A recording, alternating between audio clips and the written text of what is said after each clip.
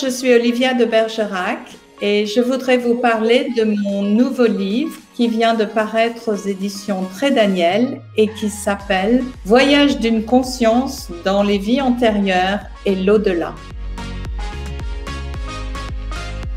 Le livre, c'est en fait l'Odyssée de mon âme.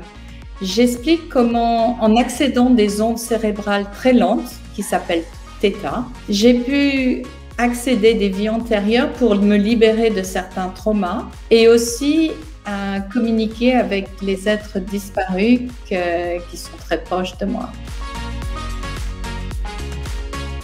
C'est une étude scientifique parce que les neurosciences nous permettent de comprendre comment le cerveau fonctionne et comment on peut entrer dans ces ondes cérébrales plus lentes et accéder à cette information.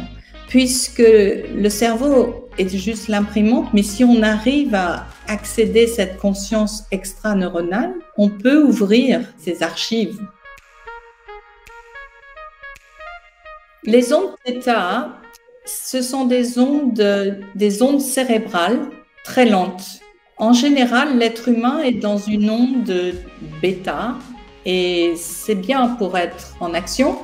Mais le cerveau humain stresse quand on reste dans du bêta.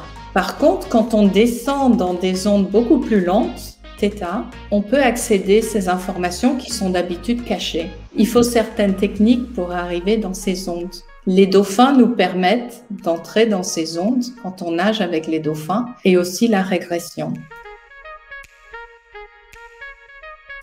Je voulais faire partager ce savoir parce que je pense que c'est important de comprendre qu'on peut se libérer de tous les traumas. Et j'en ai eu quelques-uns, mais en fait, on peut se libérer de tout. Et aussi, on peut comprendre que quand on entre dans cette fréquence, le cerveau est en fait une imprimante. Il y a une conscience extraneuronale qui est éternelle. Et alors, on n'a plus peur de la mort et on peut connecter avec les êtres disparus.